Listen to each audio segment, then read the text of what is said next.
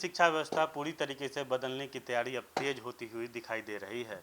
शिक्षा विभाग ने शिक्षकों, छात्रों, सरकारी स्कूलों को लेकर एक बड़ा मास्टर प्लान तैयार किया है। इस नई योजना के तहत जहां बेहतर प्रदर्शन करने वाले शिक्षकों को सम्मान और प्रोत्साहन मिलेगा, वहीं लापरवाही बरतने वालों को सख्त कार्रवाई की जाएगी। शिक्षा विभाग का मानना है कि अगर शिक्षक और छात्र दोनों संतुष्ट रहेंगे, तभी शिक्षा का स्तर बेहतर हो सकेगा। इस सोच के साथ विभाग अब जमीनी स्तर पर कई बड़े बदलाव करने जा रहा है। जानकारी के अनुसार सरकारी स्कूलों में अच्छा प्रदर्शन करने वाले शिक्षकों को विशेष प्रोत्साहन की राशि दी जाएगी। उनके साथ ही शिक्षा व्यवस्था को मजबूत बनाने के लिए कई महत्वपूर्ण फैसले पर भी काम होना शुरू हो चुका है।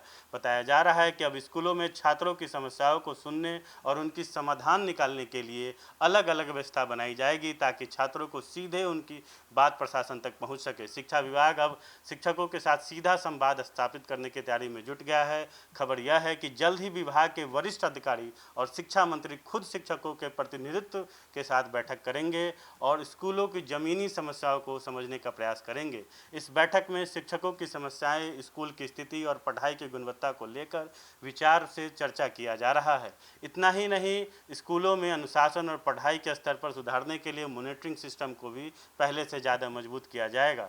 विभाग की योजना है कि स्कूलों में नियमित समीक्षा और बेहतर काम करने वाले शिक्षकों तथा स्कूलों को सम्मानित किया जाए। वहीं दूसरी तरफ लगातार लापरवाही बरतने वाले शिक्षकों को और कर्मचारियों पर कार्रवाई की जानी तय मानी जा रही है।